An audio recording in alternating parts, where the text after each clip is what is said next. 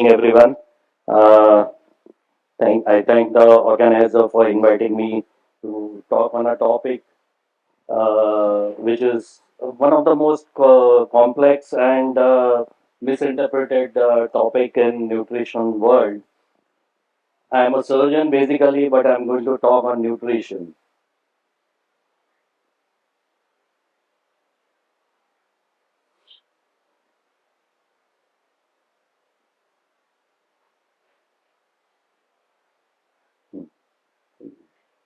Surgeons encounter maximum nutrition issues after surgery. Yes, I think nutrition is such an important thing that if you ignore nutrition, then there's no point in being a clinician in any field because it concerns each and every aspect of medical practice. So, the research about fat is confusing, and the internet is rife with conflicting reports and data. So today I'll be discussing this fascinating world of fats very briefly. I'll be very brief, crisp, and fast. So pay attention. Uh, I'll be covering these topics: brief definition, general classification, the essential fatty acids that we encounter, best sources of various kinds of fats, and of course there will be a brief discussion on good fats and bad fats. So fat basically is broadly categorized as a triglycerol, which is solid at room temperature, and oils are liquid at room temperature. Fats from animal sources are mainly, not all, but mainly saturated, while oils come from plant sources and they have high content of unsaturated fat, right? But coconut is one of coconut and palm are the two categories of plants which contain extremely high level of saturated fat. So fatty acids, we know they release 9 kilocalories per gram. We have learned in our first year of medical school. But do we know why? Because there is the ratio of carbon and hydrogen to oxygen is more in fat than in carbohydrates and protein, and that is why it gives more calories. And we have 20 different fatty acids of varying structure, length, saturation, and shape. So before we go into the details and understand and talk about the good fats and bad fats, we need to understand the various types of classification of fat. So I'll briefly go through those. Based on characteristic, fatty acids are classified according to the chain length, the natural source of fatty acids, the degree of unsaturation. We have the classification based on essentiality, that is whether it is synthesized in the body or not, and the position of atoms, the famous omega 3 and omega 6 and omega 9. The, the classification based on the chain length, we all know, is the short chain, the medium chain, the long chain, and the very long chain. Very important to note here is the very long chain fatty acids are ones which are very harmful. Classification based on the natural source of the fat, that is plant. We all know that the seeds and the nuts. The aquatic source, the fish, fatty fish, the the fatty fish and the seafood, and the animal source, that is meat, chicken, and everything. There is another classification based on shape, which is clinically irrelevant. The straight chain, branch chain, cyclical chain, and fatty acid. The hydroxy fatty acid is the one which we label it as one of the example is ketones. There is another important classification from the clinical point of interest is the degree of unsaturation. So we have the mainly the saturated and unsaturated fat. Saturated fat are further classified into odd chain and even chain. Odd chain to an extent are considered to be more healthier than the even chain.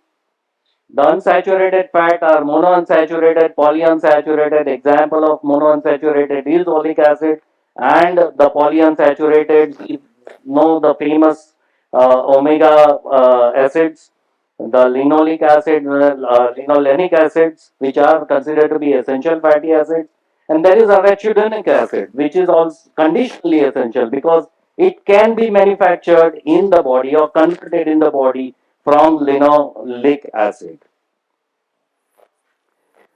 The very reason why we have saturated fat mainly in solid form at room temperature and unsaturated fat in the liquid form at room temperature is because the unsaturation binds the chain of the fatty acid molecule, and that doesn't allow it to compact into solid structure. Fatty acids based upon the body's requirement. We all know this classification very well. The essential fatty acids, which can be had only from diet, we cannot synthesize in the body, and of course non-essential fatty acids, which can be synthesized in the body. So the polyunsaturated, further there is an omega classification, the omega 3, the famous 3 ALA, that is alpha linoleic acid, EPA and DHA. Very important distinguishing feature here is the ALA comes from both plants and animals, but EPA and DHA usually comes from fatty fish. There is no plant source which suffices in daily requirement. The omega 6, linoleic acid and arachidonic acid, they are mainly from a variety of foods, of plant food and animal food. Essential, this arachidonic acid is semi-essential, it's conditionally essential. Part of it can be formed in the body from linoleic acid. So if you have enough consumption of linoleic acid, you can convert part of it into arachidonic acid, but of course when it goes beyond the control, or if you consume more arachidonic, it's highly inflammatory. There is another important clinical classification, which is configuration of the H atom. We all have heard of cis trans fatty acids and trans. Cis, the hydrogen atoms are on the same side of the chain, while trans fatty acids, the hydrogen atoms are on the opposite side of the chain at the double bond. Trans fatty acids are the ones which are dangerous. Almost all natural unsaturated fatty acids you will find in cis stereochemistry, cis configuration, but there are few natural trans fats also, and they are not harmful. So one needs to remember there are natural foods which contain natural trans fats, and they are not harmful. So since now we have gone through all the different kinds of classification and confusion has been cleared by now, let's look at the few important sources of various kinds of fat. So clinically saturated fat and unsaturated fat is what we see, and omega 3, 6 and 9. So saturated fat mainly dairy products, and of course lard and tallow, that is pig fat and cattle fat. Monounsaturated, we all know olive oil, avocado oil, macadamias, other nuts and seeds, and of course lard and tallow. The polyunsaturated broadly categorized into omega 3 and omega 6. The omega 3 comes from fatty fish mainly, or grass fed animals, and there are few, the ALA comes from chia seeds, flax seeds, and hemp seeds. Omega 6 is found in variety of food, including animal and plant sources.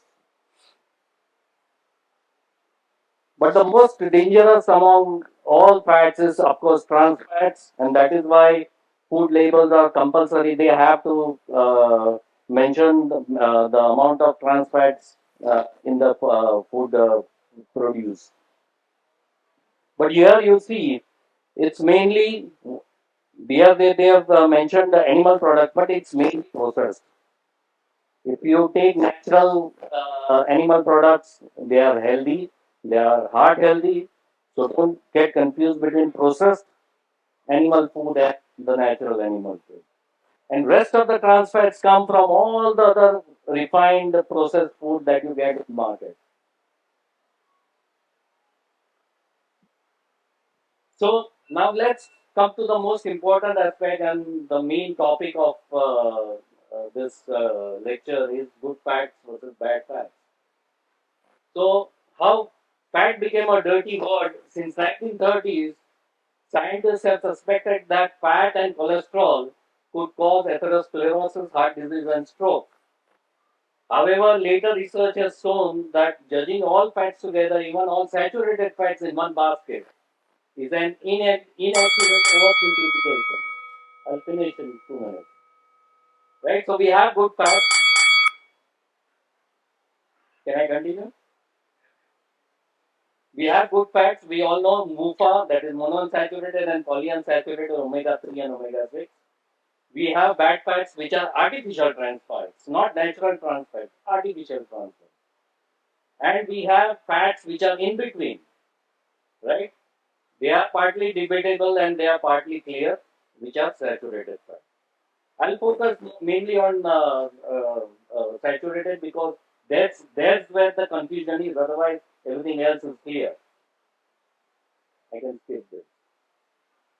So, saturated fat is the subject of a great deal of controversy since ages, and nutrition experts don't always agree on how it affects health. There are several reasons why research on saturated fat can be confusing. Because calling all saturated fats as bad is an oversimplification of the entire topic. The most important discriminating feature in when you consider saturated fat is the length of the chain and of course the even and odd chains because odd number chains are more healthier than the even number chains. These are the good fats omega 3, omega 6 and omega 9. The omega 3 and 6 we all now know that it is polyunsaturated while omega 9 is monounsaturated. These are the standard recommendations from American Heart Association, current recommendations that you love unsaturated, you limit saturated, and you avoid the trans fats. Very important to remember, in reality, 15% of saturated fat in our diet comes from carb heavy desserts. 15% comes from various junk foods. Indian junk food is, of course, every nasta house that you go to, right? I won't name any, but yes, chevdo, chawanu, gatia, sev, mamra, khatra. That is junk food. 6% from dairy-based desserts. Very important here that I would like to illustrate in this slide is how we eat fat. We should not be talking in terms of macros, we should be talking in terms of how we are eating that macro. Right? As Dr. Manisha had mentioned, how we cook, what recipes we make. So when you eat fat and you consume lower carb in your diet, the saturated fat in your diet will increase the saturated fat oxidation in your body. Then it will decrease the synthesis of saturated fat. This can be shown to decrease the plasma saturated fatty acid, which is 16,1 palmitoleic acid. This is meant to improve insulin sensitivity and normal lipidemia. But when you combine fat with high carb or refined carbs, what happens is there is increased saturated fatty acid synthesis and increased storage of saturated fatty acid. And this is supposed to lead to insulin resistance and dyslipidemia, the atherogenic dyslipidemia. So, how you eat your fat depends on the amount of carbs you eat along with it. This determines your entire metabolic health continuum. And this is the purpose of this conference. So, you are not what you eat, you are what you save from what you eat. So I just want to summarize the previous slide here. It is the excessive dietary carbohydrate, not dietary saturated fat, which leads to increase in plasma saturated fatty acid, which is the cause of increased diabetes risk and heart disease. Not the saturated fat in the diet, the dietary carbs in your diet. And the entire wrong advice over ages is because of this hypothesis, the diet heart hypothesis, right? This gentleman from who is the associate director of Birmingham Art Study, way back in 1985, he said a generation of citizens have grown up since the diet hypothesis was launched as an official dogma. They have been misled by the greatest scientific deception of our time. And the notion that, what is that? That the notion that consumption of animal fat, especially saturated fat, causes heart disease.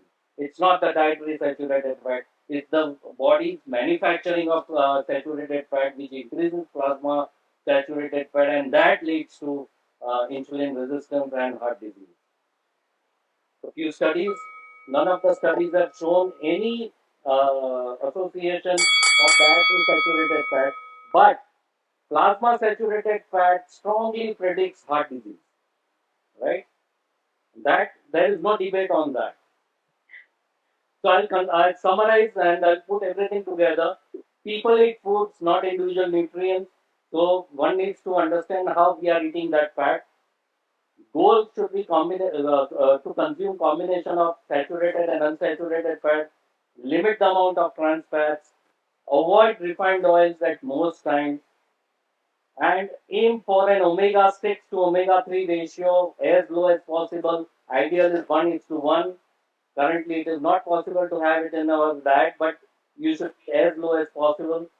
The healthiest fats to cook for frying are, of course, saturated fats. That is ghee, butter, and coconut oil. And it might be best to avoid using high PUFA vegetable oils for deep frying. There is even more evidence that we cannot reliably discuss macronutrients. We have to discuss food, what kind of food we are eating, whether it is processed or it is natural and semi-processed or minimally processed. So it is the company of the macronutrient that they keep, the makeup of the entire diet that we are consuming, and the amount of calories consumed shape our response to this macros. And this applies to metabolic health and applies to liver fat. And we see an epidemic of fatty liver disease, which is the soul. So I am done. Thank you.